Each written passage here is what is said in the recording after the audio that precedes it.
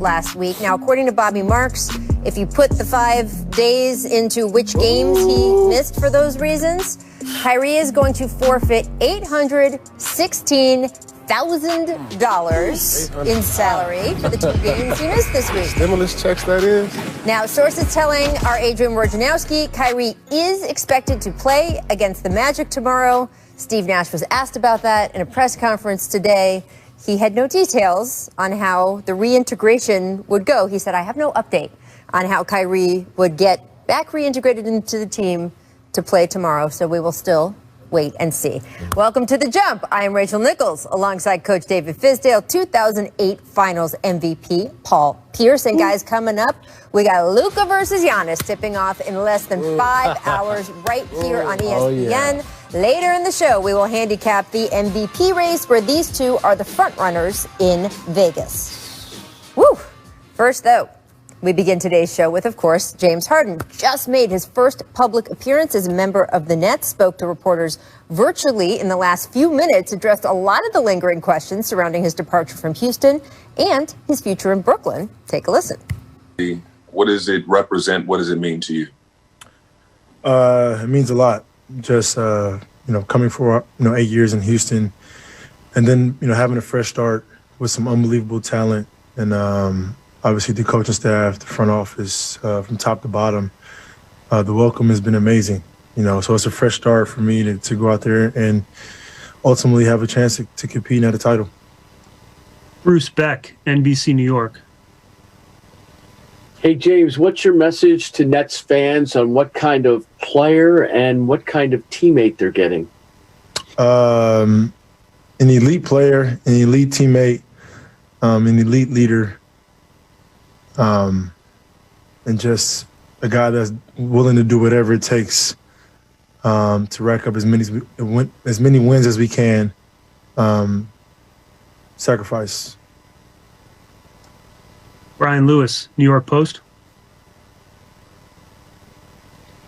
Hey, James. Welcome. Following up on that, you've proven yourself to be an elite player, and KD's an elite player, Kyrie's an elite player. All you guys have had the ball in your hands and been asked to make big shots. I'm curious how the three of you make sure that you guys come together and keep the main thing, and find a way to gel for the greater good. Chemistry. Sacrifice, and like you said, we're all elite, so depending on the game, depending on, what's going on throughout the course of the game, that's going to determine who gets the ball and who makes the plays.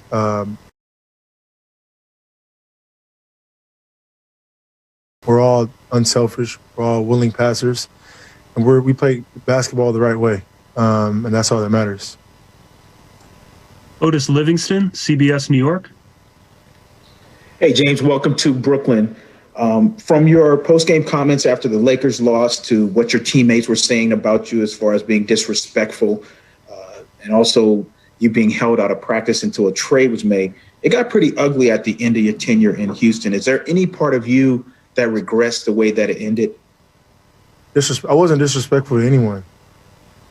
Those guys, I just got there, Houston. I've been there for a very long time. I've been through all the ups and downs, with that organization. And I wasn't disrespectful towards anyone. I just made a comment, that the team as a whole wasn't good enough to compete for a title. And, at the stage of my career, right where I am now, that's what I would love, And so I wasn't trying to be disrespectful to anybody, especially not to the organization. And like I said, I'm excited to be here in Brooklyn, and excited for a new start. But do you regret the way it ended, though? It's a place that you loved and you had so many highlights. Yeah, I regret because I'm not the type of guy to, I don't need the attention, especially the negative energy, the negative attention. Like, I've never been that guy. So there were some things I felt like out of my character, but the ultimate goal was to get somewhere where I can compete, and here I am in Brooklyn. I have nothing but love and respect for that organization, that city, and everything that they've done for me and my family. Much respect. Hey, James. First and foremost, welcome to Brooklyn. Thank you. I guess you would know better than any of us in this room that, winning a championship is not easy. right? You know, there's 30 teams. You know, of those 30, maybe 5 or 6 have real chances to win it. You've been part of those 5 or 6 for God knows how long since you've been in Houston. You've had multiple runs deep. You've had it with different players from Chris Paul, Russell Westbrook, Melo, Dwight. I'm just curious as to what gives you the confidence that this time around will be different and that this group can get it done. Obviously you got Kevin Durant and Kyrie Irving on the team. And then surrounded by those guys, you have really good pieces in DeAndre, Jeff, shooters, and Joe, Landry. You just look at this entire roster and it's built for any style of basketball you want. And then the coaching staff who, knows the game of basketball at a high level. You just add that all together and it's like, that's a legit chance right there. It was a no-brainer for me. Rachel Nichols, ESPN. Hey, James. Obviously, so many great players go without winning a title. There's guys in the Hall of Fame without winning a title. But how about you? How do you see your career in terms of how important it is to actually win that title, to complete what you want to do in basketball? It's not a guarantee that me coming to Brooklyn is, guaranteeing a title, Rachel. But I think for me, giving myself a chance is very, very important. At younger,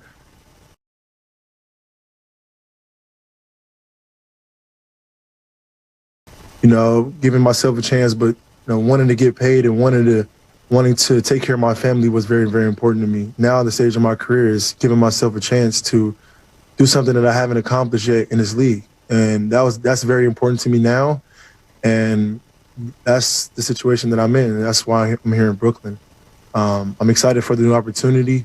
Obviously, we know it's not easy. It's not going to be easy at all, but with this roster and this coaching staff and this organization, I think we have a legit chance. I know you're obviously still getting acclimated to this team, but when you look at yourself and you look at the pieces, what parts of your game do you envision, staying the same for this to work, and what parts do you envision changing for this to work with this team? Very good question. I think for me, my playmaking ability, we have 2 elite scorers that the world knows already.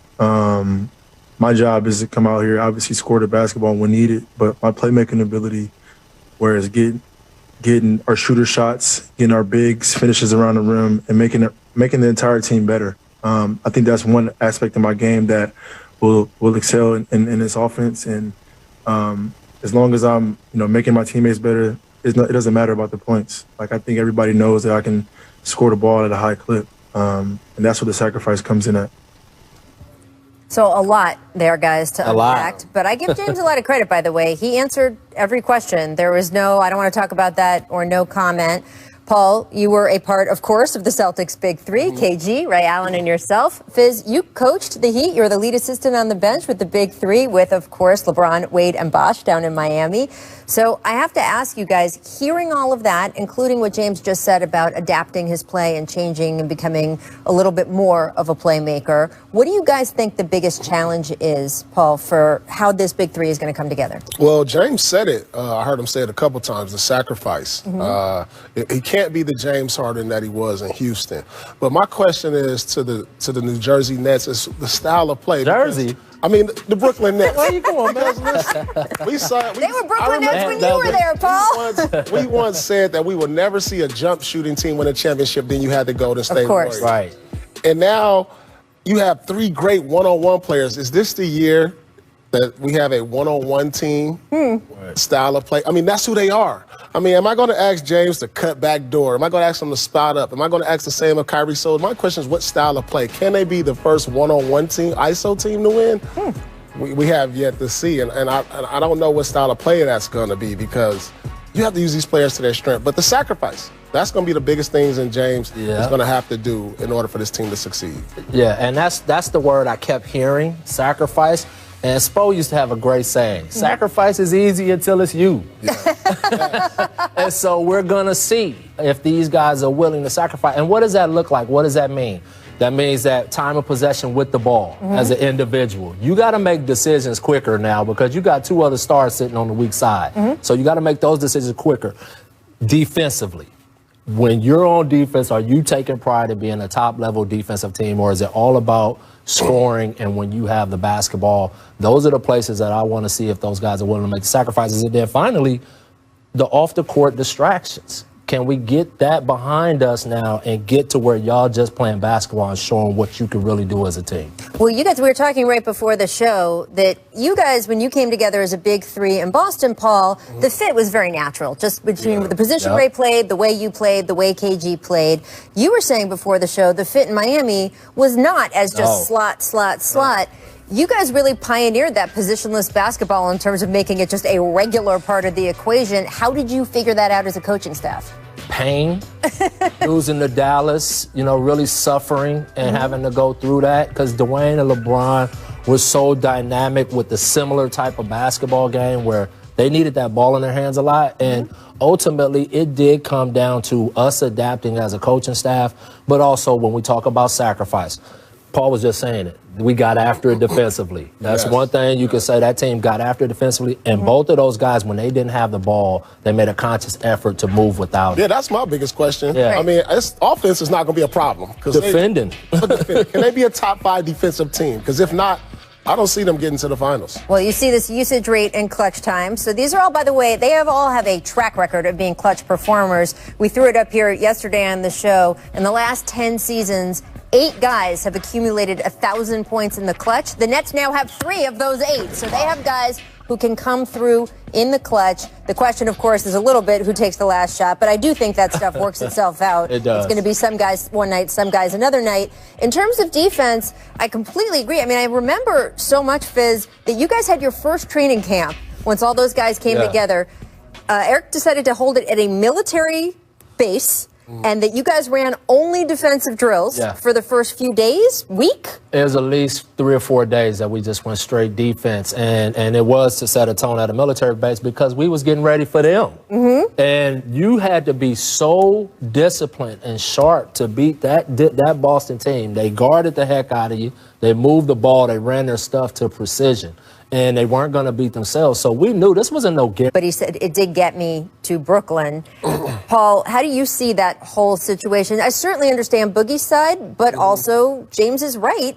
What he did got him where he wanted to go. The system basically allowed for that. Well, yeah, I understand both sides. I mean, because sometimes disrespect comes in all forms and fashion. It's not just what you say, it's your actions. And Boogie was saying it like, look, you didn't come to training camp on time.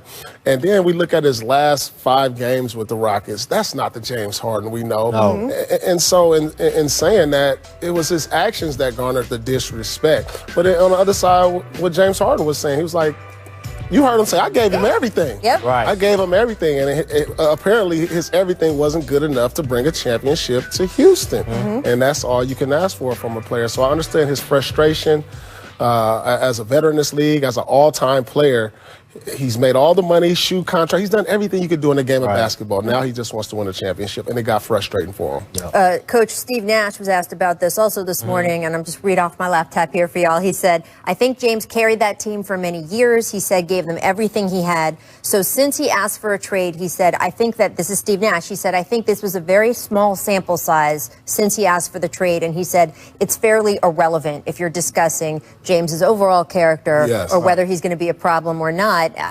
I have to think you'd agree with that, right? I totally agree. And I think James Harden now really, he sees the trophy. And so you're going to get the best of James Harden right now. I really do believe that. And I think, when you get into these tussles, these squabbles, it's always going to be a little messy. But let's be real about it. At the end of the day, everybody won. Yep. Houston got a heck of a deal with the players they got, the picks that they got, the exceptions, all of that good stuff.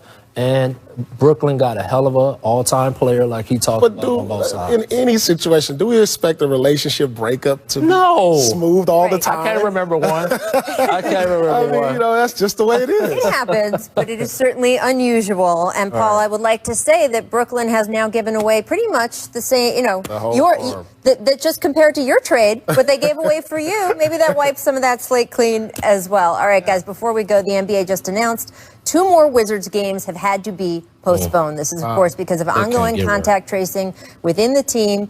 They do not have the league-required 8 available players to proceed with scheduled games against the Cavaliers this Sunday and Monday, so we'll keep an eye on that.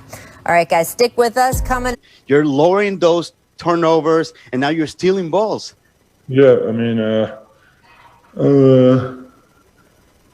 Mike Miller always said I'm a cookie monster, and I'm going to steal that from him, so I'm a cookie monster. Maybe I'm not that good defensively, but I'm a cookie monster. Get those hands in the cookie jar, make carbs. Jokic had 7 steals the other day against Brooklyn, 3 more last night versus the Warriors. So, Fizz, you and I, neither one of us like that new Big Honey nickname for Joker. But what about the Cookie Monster? That could be okay. I mean, he can call himself whatever he wants, but at the end of the day, he is our Joker. That's what the bottom line is. But I tell you what, it's good seeing him use other things to help his team win defensively. I like him in the blue unis. Come on, Cookie Monster works, Paul. I'm stuck on the Joker. Yeah, our Joker is perfect. All right, we're all no on Big Honey, though. I'm just saying. No. There we go. Miss Intimidation. We're staying in Denver. James Wiseman climbs Mount Bo.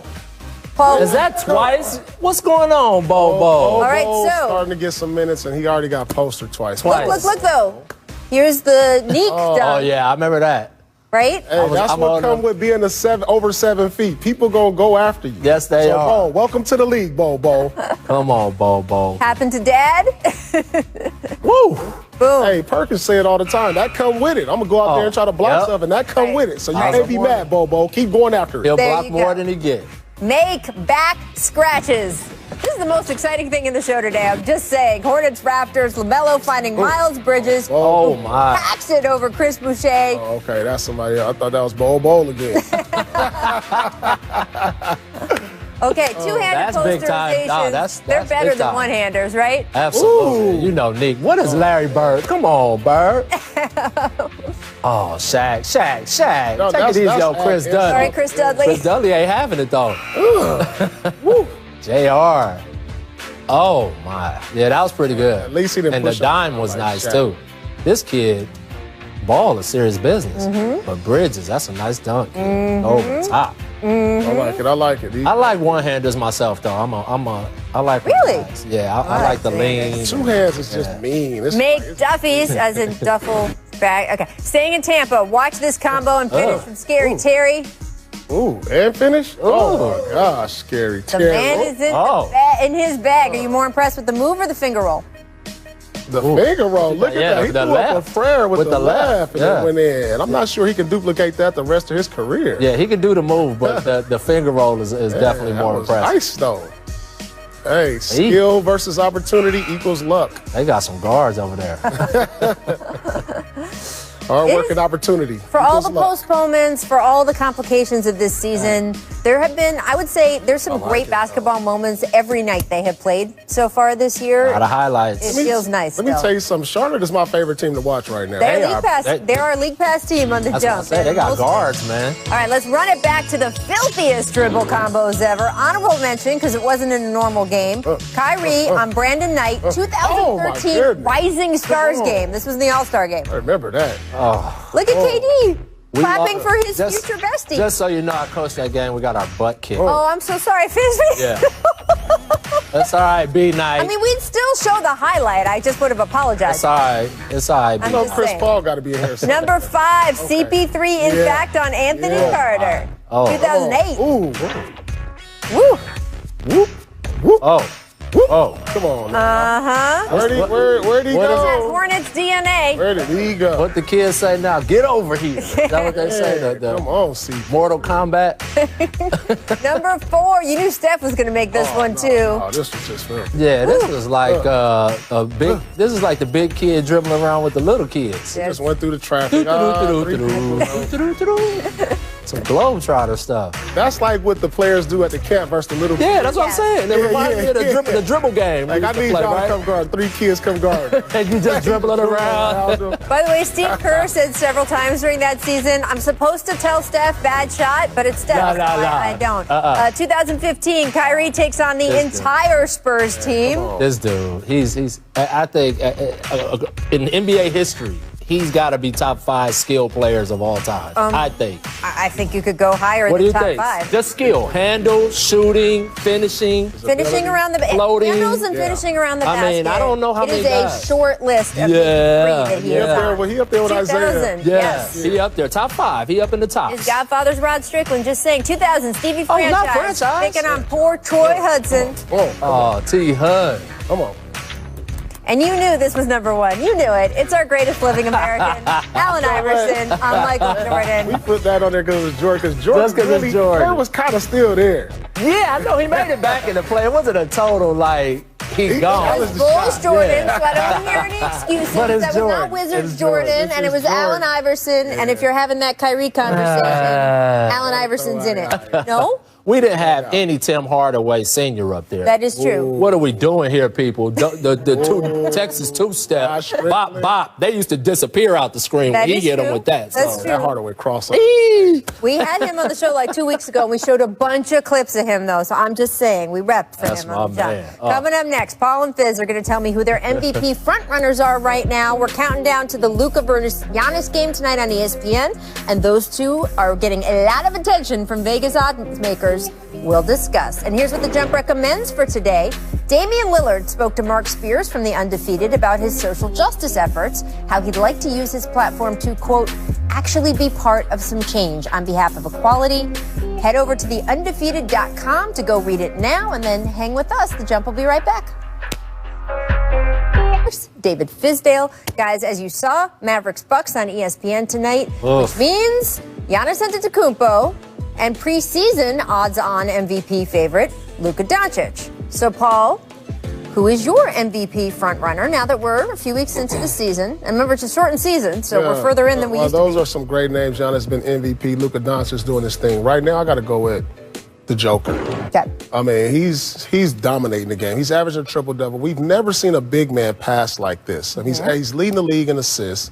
He's averaging a triple-double. Yeah, I know that the Nuggets are like, 6th seed right now, but if they get up to like a top 3 seed, I really believe he should be the MVP. I mean, we've never seen a center lead the league in assists. Wow. And if he does that, along to go with the triple-double, That's impressive. I think he should be MVP. Definitely, I think that you make a great argument for him. Right now, I got Luka. Okay. I think because look at what Luka did without Kristaps Porzingis. To have this team at, the record that they're at in the West. Look at the numbers right now. Luka, the assist is what does it for me. He averages 8.3 assists. That's the defining number, I think, right now that puts him in the front and what he's done without him. But I think something else to say, too. We haven't gotten to see this Mavs team at full strength. Yep. And I think a lot of people have been saying they need one more piece. And I'm not sure about that yet because I think Kristaps matches up as well as anybody with AD, right? And then you have to account for Luka when you look at LeBron. But Tim Hardaway Jr. has been putting up numbers, and everybody keeps talking about third scorer. This dude's averaging 18 a game. He's had 2 30-plus games. People better start taking recognition of that. And then they got Josh Richardson. I think Luka and them, if they could stay healthy. I mean, it's part of why tonight's Bucks matchup is so interesting, right? Interesting, Because you got a very good team that they're going to have to square off against. I would just throw in there Joel Embiid into the mix right now, off to a great start. I was throwing Kevin Durant into the mix because I didn't feel like playing with Kyrie disqualified him in any way from being voted on. I do wonder if voters would reward Kevin Durant, even if he ends up having a great season, because now Harden is there also. We saw with the Golden State group, voters just didn't want to reward one of those guys because they felt they were getting enough help from the other guys. I'm not saying that that's the right way to go. Maybe Kevin will distinguish himself as the real MVP, besides Wanda, by the end of this season. But I would throw Embiid in there and let's see what happens with him. And you made the good point about our Heat team. LeBron won MVP with D-Wade that's right. and Chris Bosh on the roster. So it's very possible. It can happen. Yeah. Let's talk about the late game. The Pelicans facing the Lakers. Zion Williamson, he struggled with injuries, of course, minutes restrictions last season, but the Pelicans have lifted those minutes restrictions. Where do you think Zion is right now in terms of his development? Is he on schedule?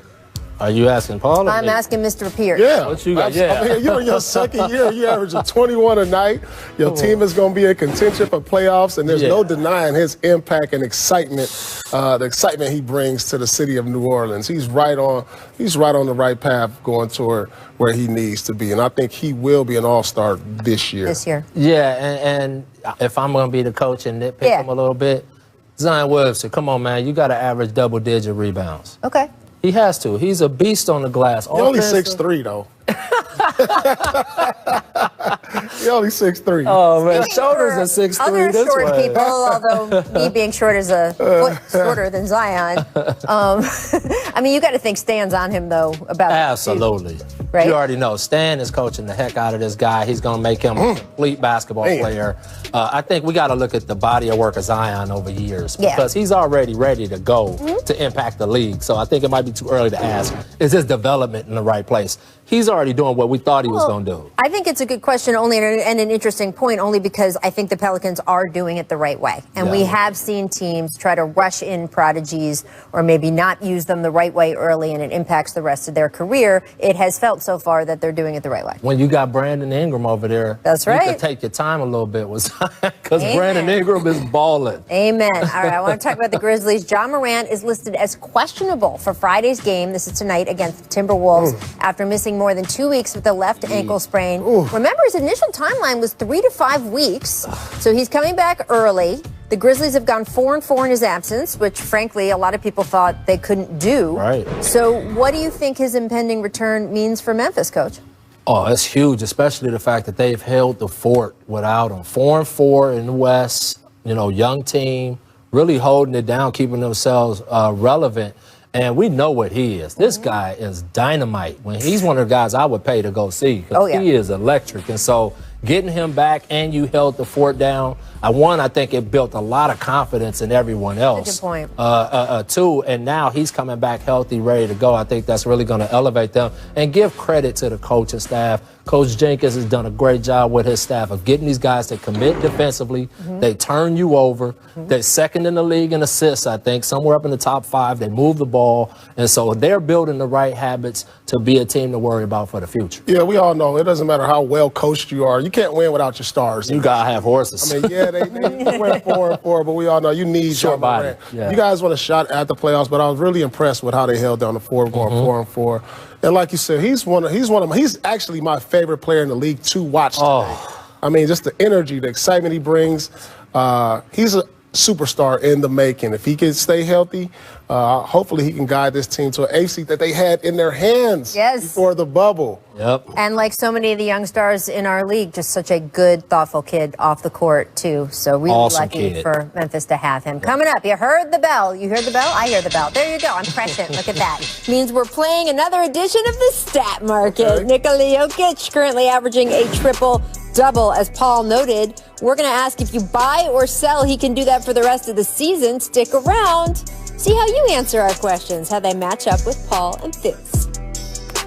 Opening bell, meaning the stat market is open for the day. We give you the stats. You buy or sell whether you think those trends will continue. So first up is Joel Embiid, shooting a career-high 54% from the field this season. It's kind of surprising he's never shot 50% from the field in his career. Yeah, that's shocking. Right? I would have never guessed that. So, Paul, do you buy or sell Embiid finishing above 50% this season? I'm buying it. He looks like he's in the best shape of his life. He hired a nutritionist. He is out here balling and should be in the MVP conversation. Yes, Joel Embiid surprisingly should be over 50% for a career, but I truly believe he will this year. Surprisingly, Joel, when I see you, and now that I know that, I'm going to be on you, brother. You cannot be that dominant of a scorer shooting in the 40 percentile. I'm sorry. I'm not having it. So he better stay above 50 this year. Doc, call me if you need me, because I'll come out there and get after him. This dude is a monster. And he's got the skill level. Obviously. Yeah, there's no reason he shouldn't get that for the rest of his career, be over the top of 50% with that kind of skill set and that ability. Now, I know he shoots threes and mixes up his game and stuff like that. But still, even with that being said, he should be a higher percentage player from that. That was surprising. Well, he is very now. surprising. He is now, and he does have the best quote of all time about shooting. He said that when he was growing up very far from the NBA and wanted to learn how to shoot better and shoot from more distance, he said that he went to YouTube and put in white guys shooting threes. And that he just learned from there, even though he wasn't getting the game on a day-to-day basis. So. There you go. Next up, Nikola Jokic, who is currently averaging a triple-double. Only Russell Westbrook and Oscar Robertson have ever done that over a full season. But as we discussed in the last segment, Game never seen a guy quite like Jokic. So do you buy or sell, Coach, Jokic averaging a triple-double? I'm buying it because I want to see it. Okay. You changed your answer here. I changed my answer because I think it's so hard, especially for a big, but he's just not normal. Right. He's not normal, and I just have to accept that this guy is special. The way he moves the ball, the way he sees the game. Look at the placement of his passes. LeBron is one of the only few guys that I've seen in my life put the ball right there. Mm-hmm. He always puts the ball right there from a timing standpoint. The scoring and the rebounding is going to be there. Can you keep the assists at that level? And I just think this will be awesome if he pulls it off, so I am buying it. Look how much higher his pace is than Wilt, though. Right, sign me up. Yeah? I'm buying. You're in. When I look at these, look at the way he causes so much attention when he gets the ball. If you notice that every time he got the ball in the post, he got double teamed. He got guys cutting. He has shooters.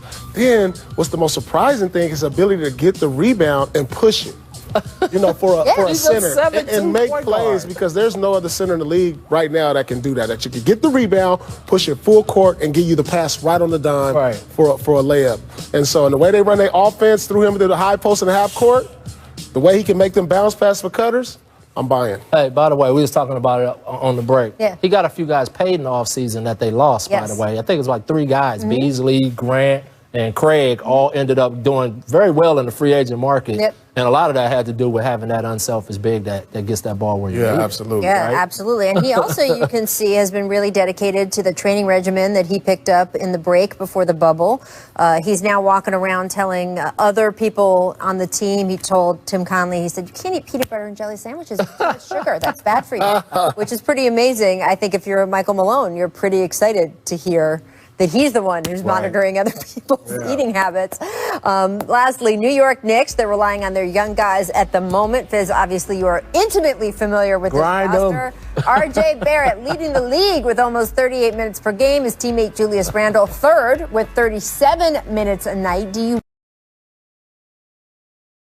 buy or sell, Fizz, them carrying this type of load for the Knicks? You know them better than anyone. I'm buying. Those guys are in great condition. Come on, RJ Barrett's like 14 years old. He don't get tired. They gave me crap for this when I was in New York. The press was like, oh, you're playing RJ so many minutes. I'm like, he's 12. Right. These guys are young. They're having success with those 2 guys on the floor together. They're going to need them on the floor to take that big jump. Man, Latrell Sprewell played like 42 minutes a night for like 3 seasons. So I think sometimes we get a little too much with the minutes management. Let me tell you something, Coach. These minutes have nothing to do with their conditioning. Right. They're going to average these minutes because of Coach Tibbs. He's going to get out. Right, but will their conditioning allow them to? Yeah, they will. Listen, these guys that did conditioning tests. He wouldn't sub nobody out. No, he's playing 7. But you know what? Here's an important point, I think, Paul, that's important. For them to make this jump that they want to make, they're not playing to get to the end of June like the finals. They're trying to get into the playoffs. Yes. And so for them to make that jump, he's going to play his best. Point. Yeah, so it's not like he's wearing them out for June. Right. So he's going to play them out to get that team to take that big jump that they need to take. And those 2 guys to take. No load manager with him. There you go. That's the closing bell, meaning the stat market done for the day. We'll be back.